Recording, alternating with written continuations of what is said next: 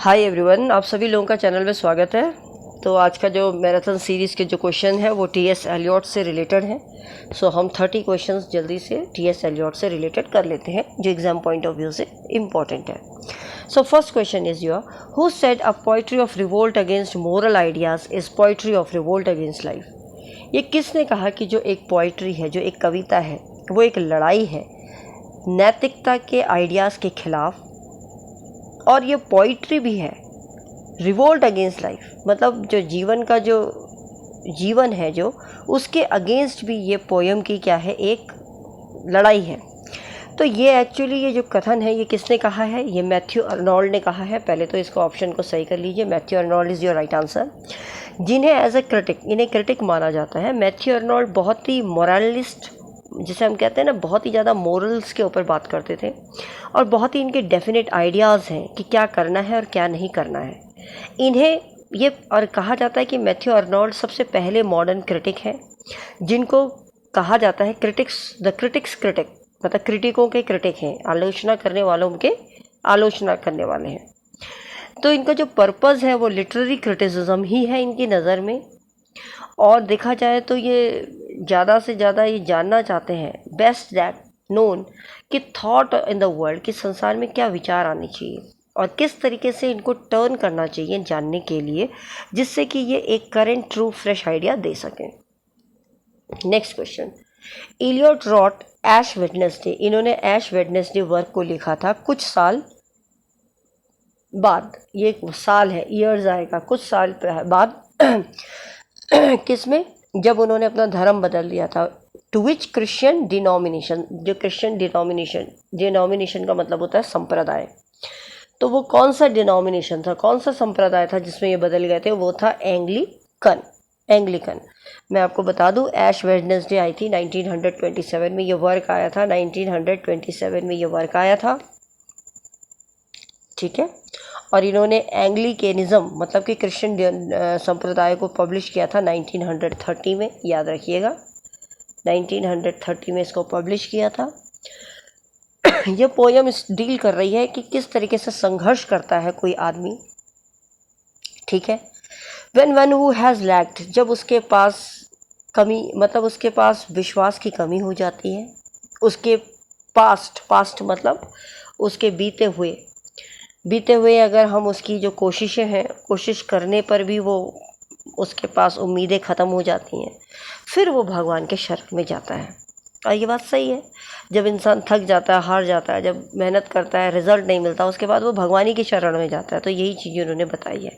तो ये जो ऐश वेडनेसडे है, ये ऐसी पोयम है जो डिफ़िकल्टी को बताती है धार्मिक विश्वास के ऊपर, और इसको कंसर्न करती है एक व्यक्तिगत अभिवादन से किसी भी इंसान के, कि किसी भी एज में जो कि अनसर्टेन है। ऐसा नहीं है कि इस एज में जाके इंसान करेगा, वो कभी भी हो सकता है, परिस्थितियाँ कभी भी किसी भी इंसान के साथ कभी भी ऐसी आ सकती हैं कि उसका विश्वास खो जाए, फिर वो भगवान की शरण में चला जाए। नेक्स्ट क्वेश्चन है आपका क्वेश्चन नंबर 3। क्वेश्चन नंबर 3 है, which of the following poem T S. Eliot creates a mysterious landscape haunted by female figure. ऐसा कौन सी पोयम है जिसमें रहस्यवादी भूस्थल जो कि फीमेल फिगर्स के द्वारा हॉन्टेड किया जाता है, डराया जाता है, वो बताया गया है कौन से वर्क में? तो वो वर्क है जिरोनशन टी.एस. एलियट की एक बहुत ही ग्रीक, ये जो वर्ड है जिरोनशन, ये ग्रीक वर्ड से आया है, और इस ग्रीक वर्ड का मतलब होता है लिख लीजिए आप चाहे, लिटिल ओल्ड मैन। और ये एक ड्रामेटिक मोनोलॉग है जो कि एक नाटकीय एक आलाप है, रिलेट करता है ओपिनियन का, राय का और प्रभाव का, किसी भी प्रभाव का किसके ऊपर? एक एल्डरली मैन है, एक बूढ़ा व्यक्ति है जो डिस्क्राइब कर रहा है यूरोप को जब वर्ल्ड वॉर हो गया उसकी ही आंखों के सामने, और जिसने कि ये सब चीज़ें तब देखी थी जब वो 19th सेंचुरी में था। तो उसी चीज़ को वो बताता है कि वो भयावह, वो डरावना स्थल था, ठीक है। नेक्स्ट क्वेश्चन पे आई होप ये क्लियर हो रहे होंगे आपको। Question number 4, where was Eliot's the love song of J. Alfred Prufrock first published. तो आपको इस प्रोफॉर्क जो एल्फर्ड की जो वर्क है ये सबसे पहले पब्लिश हुआ था पोइट्री मैगजीन में। कब हुआ था ये भी याद रख लीजिए, 1915 में। सपोज ईयर पूछ लिया जाए। और कौन सी किताब में लिखा था, किस फॉर्म में लिखा था, तो वो प्रोफॉर्क एंड अदर ऑब्जर्वेशन में, जो कि ये दे रखा है, ये बुक का फॉर्म था, ठीक है।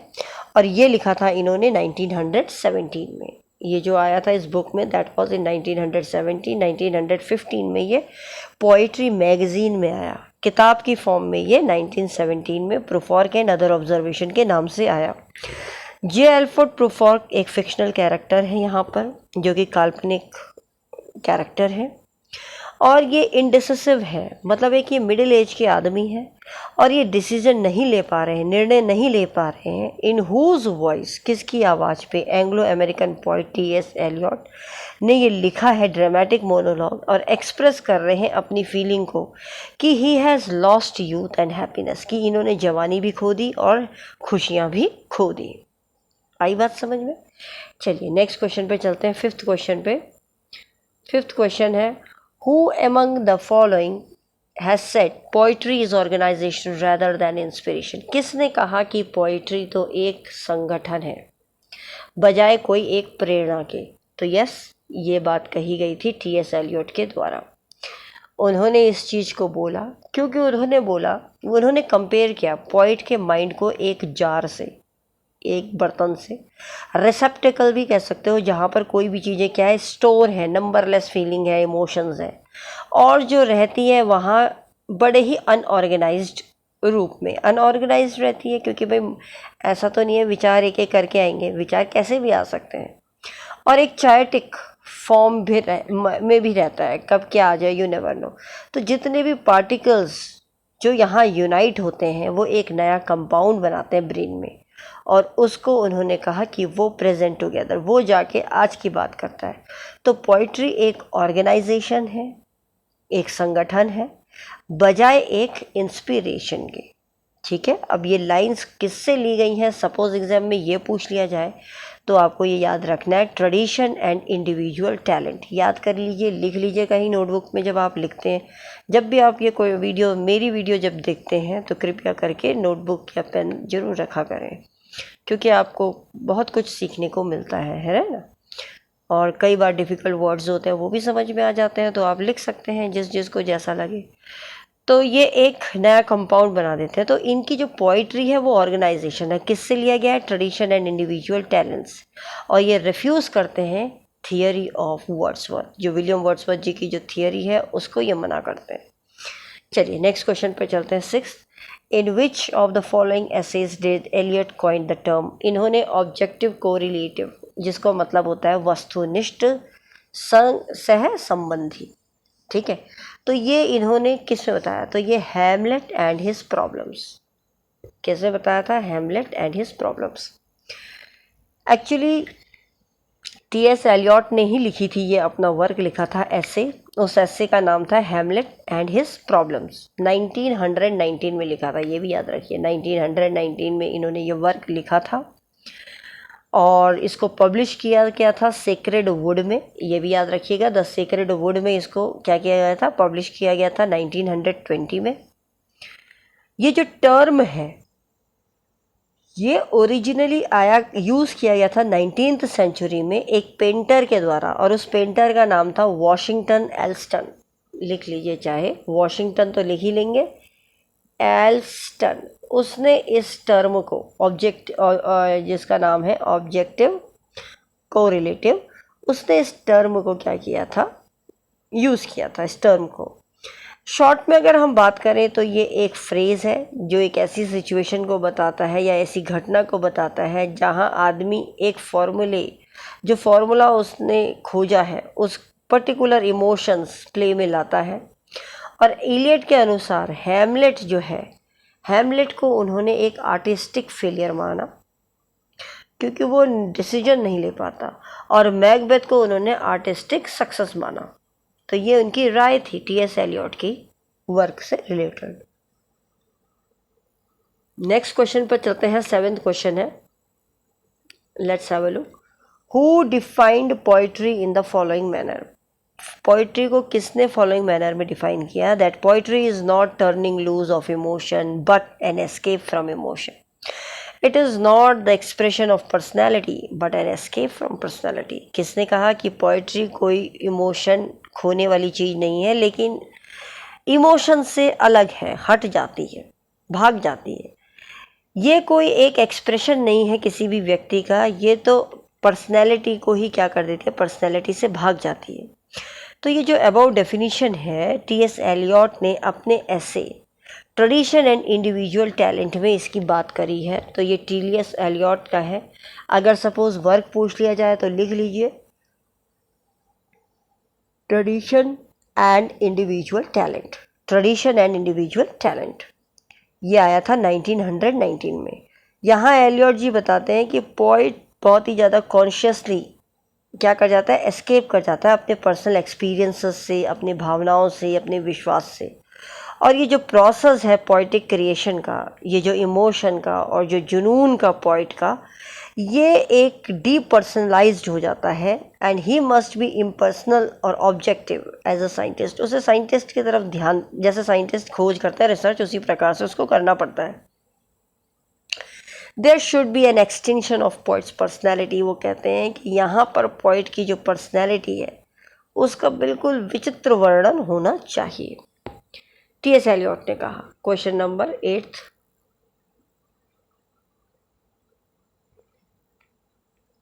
इन which poem T S. Eliot of the following lines appear होती हैं? April is the cruellest month breeding, relax out of the dead land mixing, memory and desire stirring, dull roots with spring rain. कहते हैं कि अप्रैल सबसे बुरा महीना है breeding का, पैदावार का. जो सफ़ेद लिलक के जो फूल हैं वो अब मरे हुए थे, जो अब आ गए हैं. मेमोरी, डिज़ायर, स्टीयरिंग बदल रही है.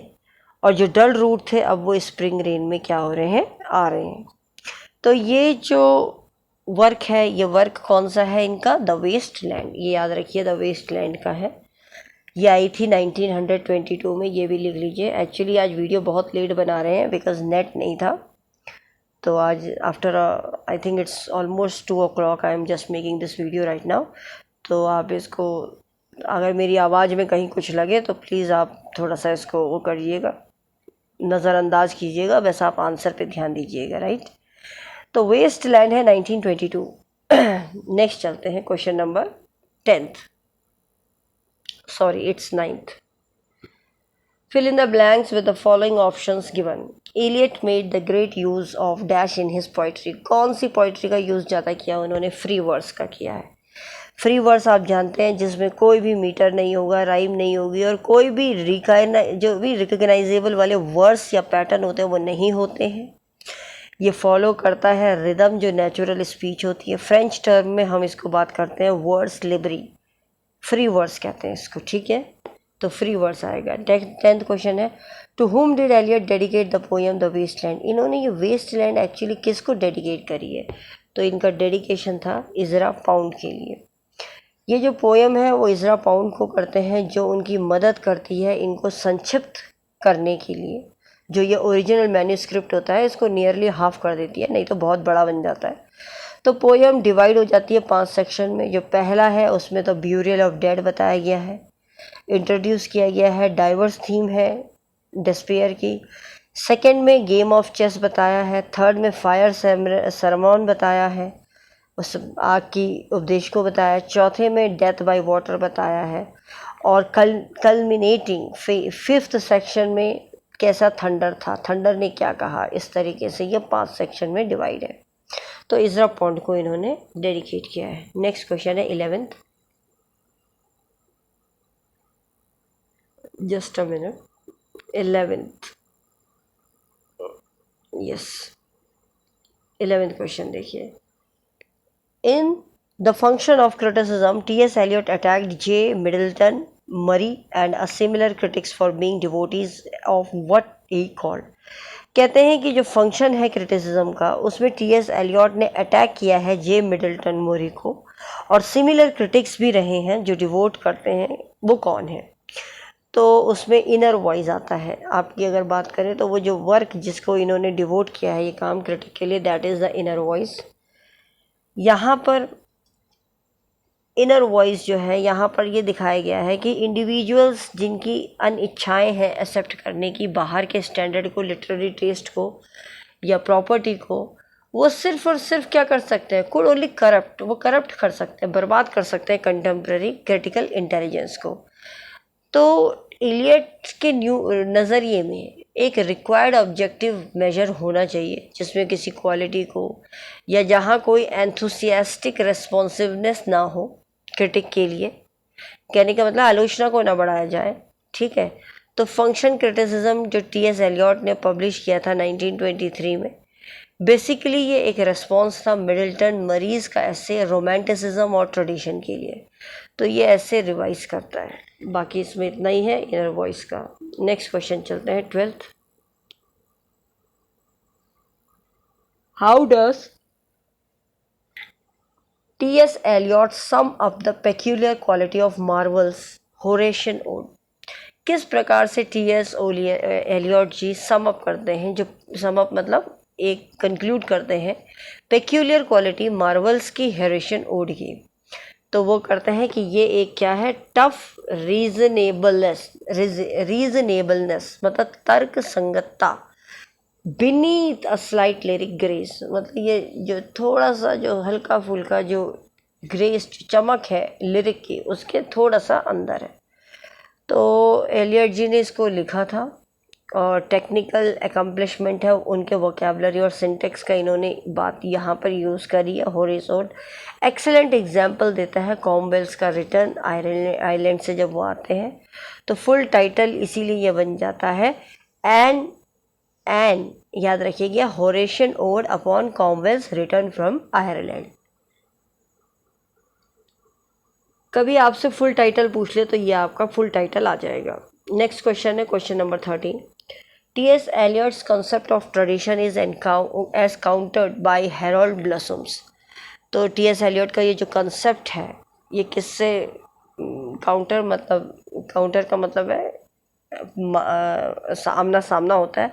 तो वो होता है इनका हैरोल्ड ब्लूम्स का जो टर्म है एंग्जाइटी ऑफ इन्फ्लुएंस। क्या है? Anxiety of influence. ये आया था वर्क 1973 में।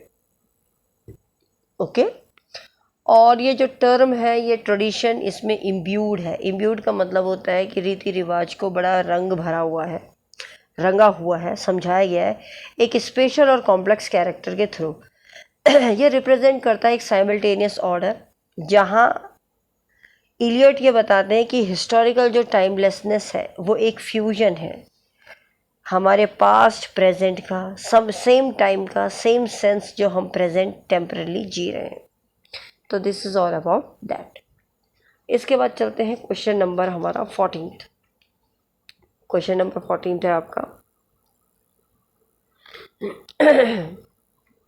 Arrange the following essays by T S. Eliot chronologically. अब इनको क्रोनोलॉजिकली लगाना है कि पहले कौन सा आया, दूसरा कौन सा आया, तीसरा कौन सा है। तो मैं आपको एक एक करके बता दूं। सबसे पहले 1919 में आया था ट्रेडिशन ऑफ इंडिविजुअलिज्म टैलेंट, ये आया था 1919। आप फिर अपने आप लगा लेंगे कि कौन सा पहला आया। ट्रेडिशन ऑफ इंडिविजुअल टैलेंट आया था 1919, ठीक है। इसके बाद 1920 में आता है, एक साल बाद, और उस वर्क का नाम रहता है हेमलेट एंड इट्स प्रॉब्लम। ये इसके एक साल बाद 1920 में आता है, ठीक है। फिर इसके बाद इनका एक वर्क आता है 1921 में आता है, दैट इज़ मेटाफिजिकल पॉइंट्स। ये है 1921, एक साल का अंतर है अभी तक। तो उसके बाद 1924 में आता है इनका homage to John Dryden. This is homage to John Dryden 3 essays of poetry. तो ये वर्क आता है इनका 1921 में, सॉरी 21 में नहीं आएगा, 24 में आएगा, ठीक है। तो अब आप समझ गए इसके ऑप्शंस क्या बनेंगे। अब तो आपको पता गया, पहले 19 वाला, फिर 20 वाला, फिर 21 वाला, फिर 24 वाला। तो आपके जो ऑप्शन सही बन के आ रहे हैं वो ऑप्शन है आपका बी, ठीक है। चलिए नेक्स्ट चलते हैं क्वेश्चन नंबर 15 पे। The poets mind is in is in fact a receptacle for seeking and storing up numberless feeling, phrases, images, which remain there until all the particles which can unite to form a new compound are present together. These lines are from it. कहते हैं कि जो poet का जो दिमाग है वो तो एक रिसेप्टिकल है, मतलब रिसीव करने वाली एक इंद्री है जो स्टोर करती है, नंबरलेस फीलिंग्स होती हैं, फ्रेजेस होते हैं, इमेजेस होती हैं, और उसके दिमाग में वो पार्टिकल्स एक तरीके से ऐसे मिल जाते हैं, जुड़ जाते हैं, जिससे कि वो एक नया कंपाउंड बना लेते हैं और वो प्रेजेंट करते हैं एक साथ। तो ये लाइन जो है ये है ट्रेडिशन एंड इंडिविजुअल टैलेंट की। तो यही वर्क है टी.एस. एलियट का, ट्रेडिशन एंड इंडिविजुअल टैलेंट। ये आपको अभी मैंने ऊपर बता दिया ये कब आया था, तो आप देख सकते हैं ऊपर। I will not discuss it again and again, आप देख लीजिएगा ऊपर। क्वेश्चन नंबर 16 है, Lewis new bearing in English poetry and revaluation show the strong influence of which poet और राइटर। किसका प्रभाव दिखता है? तो यहाँ पर टी.एस. एलियट का प्रभाव दिखता है। कैसे अभी बताते हैं। एक्चुअली ये जो पब्लिकेशन है एसेस का, इसमें न्यू बियरिंग्स एक इंग्लिश पोइट्री है, 1932 में आई थी, एंड रिवैल्यूएशन ये पूरा टाइटल ही था इसका। Tradition and development English poetry 1936 में आई थी। तो यहाँ इन्होंने कंसर्न किया है प्राइमरली कि री एग्जामिन कर रहे हैं पोइट्री को 17 से 20 सेंचुरीज के बीच में। तो this was accomplished under the, ये स्ट्रॉन्ग इन्फ्लुएंस था, किसका प्रभाव था जिसके अंडर ये हो रहा था? तो वो टी.एस. एलियट थे। So your answer comes T S. Eliot. Question number 17 पे चलते हैं। Which critic was the opinion that the greatness of literature cannot be judged solely by literary standards, though we must remember that whether it is literature or not can be determined only by literature standards. कहते हैं कि कौन से critic ने ये opinion दिया कि जो महानता है लिटरेचर की वो जज नहीं की जा सकती केवल लिटरेरी स्टैंडर्ड्स के ऊपर, दो ही भले ही वो रिमेंबर करे कि वेदर ये लिटरेचर है या नहीं, इसको डिटरमिन कर सकते हैं लिटरेरी स्टैंडर्ड से। तो एक्चुअली ये टी.एस. एलियट का ही कथन है और इसको इन्होंने बताया है, ठीक है। तो ये उनका एक कोट है जिसे हम कह सकते हैं, ये टी.एस. एलियट का कोट है, कोटेशन है, इसको कहेंगे हम टी.एस. एलियट का, ठीक है। नेक्स्ट क्वेश्चन पे चलते हैं। Question number 18, which poem by T.S. Eliot presents the thought of an old man in a dry month? एक बूढ़ा व्यक्ति ड्राई महीने में कौन सी पोयम है? तो ये पोयम आपको याद आ रही होगी, ग्रोशन। आपको याद आ रहा होगा, अभी पहले भी कहा, जिसमें हॉन्टेड बताया। तो एक ड्राई मंथ में एक आदमी है, ओल्ड व्यक्ति है, जो टाइटल है वो ग्रोशन है, जिसका मतलब होता है लिटिल ओल्ड मैन, और ये पोयम एक ड्रामेटिक मोनोलॉग है, ठीक है। नेक्स्ट क्वेश्चन पे चलते हैं। 19th क्वेश्चन है, dash was the pattern of John Locke. John Locke के संरक्षण कौन थे? संरक्षण उनको देखने वाले जॉन लॉक को।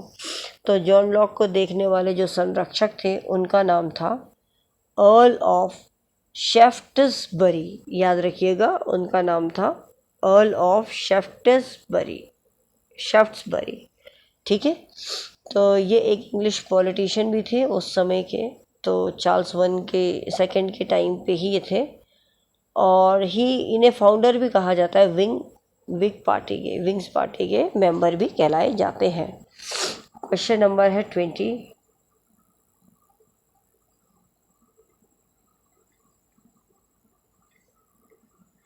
he who was living is now dead, we who were living are now dying with a little patience। कहते हैं कि ये किसका कथन है? पहले आप ये समझ लीजिए कि he who was living is now dead, जो पहले जो अभी जी रहा था वो अब मर गया है।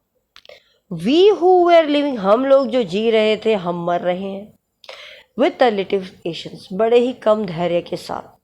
तो ये टी.एस. एलियट का कौन सा वर्क है? तो ये वर्क है क्राइस्ट। तो ये एक्चुअली बताना चाहते हैं, यहाँ पर क्राइस्ट एक स्पोकन की बात कर रहे हैं, मतलब बता रहे हैं कि ही हु वॉज लिविंग, जो अब जी रहे हैं वही इस चीज़ को बता रहे हैं, क्राइस्ट बता रहे हैं, लॉर्ड जीसस क्राइस्ट। तो ये लाइन अपीयर होती है अगर आपको पता हो व्हाट थंडर सेड के सेक्शन 5 में, जो वेस्टलैंड, ये वेस्टलैंड का है, 1922 में लिखी गई थी। 1922 एक्चुअली टाइम बहुत ज़्यादा हो गया है, रात के ऑलमोस्ट 3 o'clock भी 2:30 हो चुके हैं, तो इसलिए थोड़ा सा आवाज़ में वो आप मतलब पढ़ाने का तरीका वही है, लेकिन थोड़ा सा स्पीड में ज़रूर पढ़ा रहे होंगे आज थोड़ी आपको स्पीड लगेगी मेरे पढ़ाने पे, पर क्लियरिटी है या नहीं है ये आप मुझे बता दीजिएगा फीडबैक देके। नेक्स्ट क्वेश्चन चलते हैं 21। मैं अपनी तरफ से कोशिश पूरी कर रही हूँ कि आपको हर एक आंसर समझ में आए। T.S. Eliot's murder in the cathedral drew on an eye witness to the event a clerk named। तो वो कहते हैं ये T.S. एलियट का जो मर्डर है कैथेड्रल ड्रू क्या करता है, आई की विटनेस, मतलब क्या इवेंट बताता है, क्लर्क नेम्ड। तो वो क्लर्क का नाम रहता है यहाँ पर एडवर्ड ग्रिम। क्या रहता है, एडवर्ड ग्रिम, ठीक है ना। तो एलियट ड्रू हेविली यहाँ पर लिख रहे हैं राइटिंग, एक क्लर्क है जो आई विटनेस बताता है अपने आप को इस घटना का। किस घटने का, कि कैथेड्रल में क्या हो गया, मर्डर हो गया। कब हुआ था ये, कब लिखा गया था, ये परफॉर्म गया था 1935 में। किसके तहत, कौन सा राजा था, हेनरी सेकेंड, याद भी रखिएगा, हेनरी सेकेंड 1170 में। नाउ नेक्स्ट क्वेश्चन है question number 22। T.S. Eliot place, इनका एक फ्रेज है, dissociation of sensibility occurs in his essay entitled. कहते हैं कि डिसोसिएशन ऑफ सेंसिबिलिटी, तो पता होना चाहिए डिसोसिएशन ऑफ सेंसिबिलिटी क्या है, संवेदनशील की पृथक्करण, अलग होना। तो ये इन्होंने ये कौन से वर्क में बताया, तो इनका मेटाफिजिकल पॉइंट है, वहाँ इन्होंने इस चीज़ का जिक्र किया है कि जो टर्म डिसोसिएशन है, पृथक्करण है, वो संवेदनशील है, ठीक है। ये चीज़ उन्होंने वहाँ बताई है। और मेटाफिजिकल पॉइंट थे 191, इनका वो था टाइटल, मतलब ये मेटाफिजिकल पॉइंट्स का ग्रुप था, ठीक है। नेक्स्ट चलते हैं question number 23। What is the last section of the waste land, waste land का सबसे आखिरी सेक्शन कौन सा रहता है, तो वो रहता है व्हाट द थंडर सेड। आपको याद होने चाहिए, लिख लीजिए, क्योंकि इससे क्वेश्चन कई बार पूछ लिया गया है, तो मैं आपको बोल रही हूँ, आप लिख लीजिए तो आपको याद भी रहेगा। और आपको ये भी पता होना चाहिए ये वर्क है क्या, तो लिख लीजिए। जो वेस्टलैंड है ये एक लंबी पोयम है, T.S. एलियट के द्वारा लिखी गई है 1922 में, ठीक है। वेस्टलैंड, ये पोयम 5 पार्ट में डिवाइड है, जो डेडिकेट की जा रही है इजरा पॉन्ड के लिए। ये भी इम्पोर्टेंट है, अभी क्वेश्चन भी आया था, जिन्होंने मदद करी थी इनकी कि इसको संक्षिप्त में लिख सकें ओरिजिनल मॉन्यूस्क्रिप्ट को, तो इतनी लंबी ना हो के ये छोटी हो जाएगी, थोड़ा कंसाइज हो जाएगी। तो इसमें जो फाइनल चैंट, जो अगर हम बात करें लास्ट लाइन, लास्ट लैंड की लास्ट बात, तो वो यही है what the thunder said, what the thunder said, thunder ने क्या कहा। और अगर हम फाइनल चैंट की बात करें तो शांति शांति शांति करके आता है। तो पहले लिख लो, पहले सेक्शन में द ब्यूरियल ऑफ डेड है, दूसरे सेक्शन में गेम ऑफ चेस है, तीसरे सेक्शन में फायर सेरेमन है, चौथे सेक्शन में डेथ बाय वाटर है, पांचवें सेक्शन में the world what the thunder said का है। तो ये पॉइंट पूछ लिए जाते हैं कभी कभी एग्जाम में, है ना। चलिए क्वेश्चन नंबर 26 फोर्थ पे चलते हैं। Who asserted himself as a classicist in the literature, royalist in the politics and Anglo-Catholic in region। किसने अपने आप को कहा कि मैं तो बहुत ही आर्टिस्टिक पर्सन हूँ, क्लासिक का मतलब यहाँ एक आर्टिस्टिक पर्सन हूँ लिटरेचर का, रॉयलिस्ट है मेरे अंदर पॉलिटिक्स को लेकर, मैं बहुत रॉयल हूँ, और एंग्लो कैथोलिक मेरा धर्म है। तो T.S. एलियट ने ये बात कही थी, okay, T.S. Elliott. Next question है, T.S. एलियट्स ऑब्जेक्टिव को relative signifies the writers ability. यहाँ राइटर की क्या एबिलिटी बताई जा रही है, तो यहाँ राइटर की एबिलिटी है objective the emotional state of mind, कि इंसान का जो इमोशनल माइंड है उसका क्या ऑब्जेक्टिव है, उसको इन्होंने यहाँ बताया है। तो ये ज़्यादा डिटेल में समझाने की ज़रूरत नहीं है, बस आप यही लिख सकते हैं कि क्योंकि इन्होंने हैमलेट को आर्टिस्टिक फेलियर बताया, तो यहाँ से लगता है कि ये इमोशनल जो स्टेट ऑफ माइंड है उसको एक ऑब्जेक्टिव समझ रहे हैं। नेक्स्ट क्वेश्चन है question number 26। Portrait of the lady is a dramatic monologue. ये भी एक नाटकीय एक आलाप है जो लिखा गया है टी.एस. एलियट के द्वारा। ये एक पोयम है जिसमें ये आप कह सकते हैं poem is one of the two main, इसमें दो मेन बोस्टन पोयम्स हैं जो लिखी गई थी एलियट और दूसरे से। तो जो लव सॉन्ग है जे एल्फ्रेड प्रूफॉक का, वो अपर क्लास सोसाइटी को बताता है जिसमें टाइम समथिंग रेदर है बजाय एम्प्टी के, खालीपन से ज़्यादा इम्पोर्टेंट टाइम को दिया है। नेक्स्ट क्वेश्चन है आपका 27।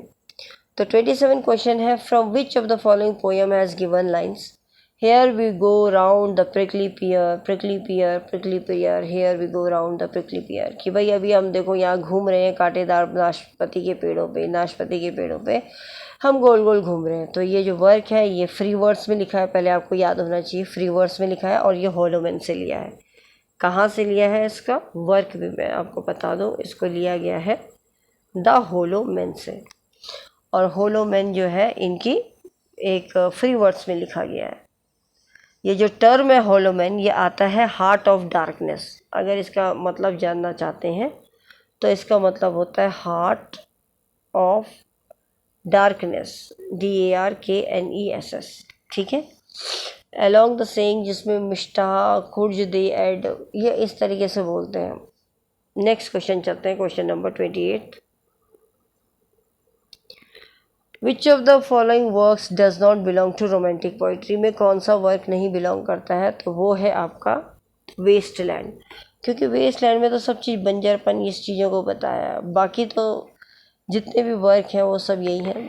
एक इम्पॉर्टेंट पोयम है 20th सेंचुरी की, सेंट्रल वर्क है मॉडर्न पोइट्री का।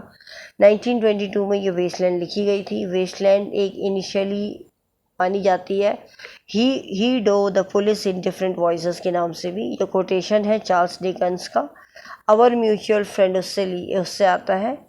और ये एक तरीके से आप कह सकते हैं कि ये जो गेम चेस अपीयर इसमें दिखता है टाइटल में, तो ये पोयम रोमांटिक पोइट्री में नहीं आती है। नेक्स्ट है क्वेश्चन नंबर 29। क्वेश्चन नंबर 29 है I had seen birth and death. मैंने जन्म मरण दो तो देखा है, but had thought they way different, मतलब लगता था दोनों चीज़ अलग है। देयर बर्थ वॉज हार्ड, उनका जो जन्म था वो मुश्किल था, एंड बिटर एगोनी, और कड़वा पीड़ादार भी था हमारे लिए, जिस प्रकार से डेथ होती है या डेथ होती है। ये अब लाइन ली गई है जर्नी ऑफ मैगी से। कहाँ से ली गई है, जर्नी ऑफ मैगी। ये एक 43 लाइन की पोयम है, 1927 में ये लिखी गई थी। इसको लिख लीजिए पॉइंट्स को। T.S. एलियट के द्वारा 1885 से 1965 के पीरियड के बीच में 5 पोएम्स का यहाँ पर एलियट ने कंट्रीब्यूट किया है, और 38 पैम्फलेट्स इन्होंने सेवरल ऑथर्स के नाम पे इस बांटे हैं। तो this is the right answer. Moving on to the last question, that is your 30th question.